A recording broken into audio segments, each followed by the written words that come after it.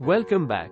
Today we will discuss the important topics of review, revision, order in disciplinary cases under Rules 25, only Railway Board, right to submit petitions to President, Rule 31, subsistence allowance during suspension and also deductions from subsistence allowance, under the disciplinary and appeal rules of Indian Railways. Start your preparation process with expert.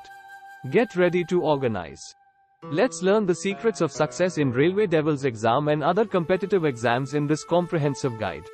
Review, revision, order in disciplinary cases under Rules 25, only Railway Board, a General Manager and an officer not below the rank of Deputy Head of Department or Divisional Railway Manager are empowered to revise any order passed by an authority subordinate to them and to reconsider an earlier order passed on an appeal by them. An action to enhance the penalty already imposed shall not be initiated more than 6 months after the date of the order to be reviewed and more than 1 year after the date of the order to be revised in cases where it is proposed to reduce or cancel the penalty to modify the order in favor of employer.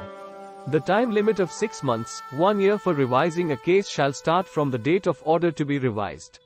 However, when revision is undertaken by General Manager, Railway Board or the President, this can be done without restriction of any time limit. Revision can be done suo moto or receipt of a revisional petition. The time limit of 6 months and 1 year laid down above is applicable cases of suo moto revision and not otherwise. The appellate, revising authorities while considering the appeal, revision petition against the penalty of withholding of increments imposed under the 5th Central Pay Commission scales and continuing on the 1st of January 2006 are imposed, affected between the 1st of January 2006 and the 4th of September 2008, that is, the date on which the 6th Central Pay Commission scales were notified on railways, may also take into account the greater monetary loss that would be sustained by the appellant, petitioner on account of refixation of his pay under the 6th Central Pay Commission scales from the 1st of January 2006 and take a suitable decision regarding the quantum of the penalty. RBs No. A, D and A. 2009 RG 645, dated the 31st of March 2010, Baharis 48 2010. Right to submit petitions to President, Rule 31. Nothing in Dar shall operate to deprive a railway servant from exercising his right of submitting a petition to the President in accordance with the instructions contained in Appendix 2 to the Indian Railway Establishment Code Vol. I, 1985. The government servants who are office bearers of the staff associations are subject to the provisions of the conduct and disciplinary rules like all other government servants. However, if a government servant feels that he is being penalized for any act done by him which is directly or indirectly connected with his position as an office bearer of an association, he can prefer an appeal against such action directly to the President, bringing forth the reasons which may establish the nexus between the disciplinary action taken against him and his activities as office bearer of an association. If the contention of an office bearer of association that his case is covered under the provisions of rules is not accepted and his appeal is decided by some lower appellate authority, it would still be open for the government servant concerned to seek revision of his case by the President. RBs No.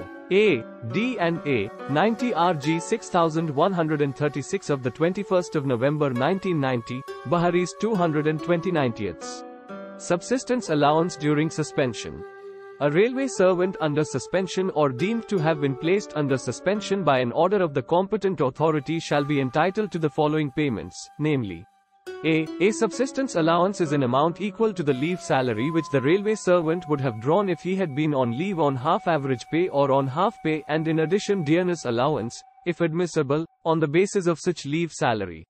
Provided that where the period of suspension exceeds 3 months, the authority which made or is deemed to have been made the order of suspension shall be competent to vary the amount of subsistence allowance for any period subsequent to the period of the first 3 months as follows.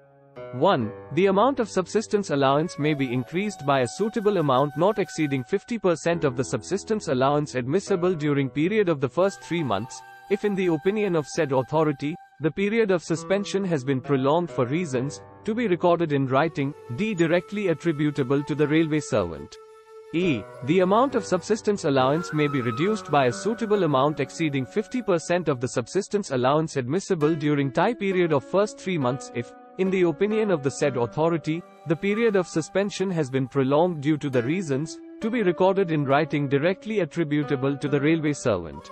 E. The rate of dearness allowance will be based on the increased, as the case may be, decreased amount of subsistence allowance admissible under subclauses I and E above.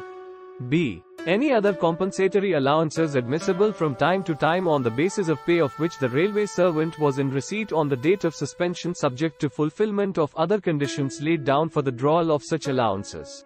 No payment under the above rule shall be made unless the railway servant furnishes a certificate that he is not engaged in any other employment, business, profession or vocation. The above rules of DAR shall not apply to casual labor who are not treated as railway servants. Deductions from subsistence allowance. A. Deductions on account of subscriptions to Provident Fund, court attachment and fine imposed cannot be recovered. B. The following are the permissible deductions from the subsistence allowance.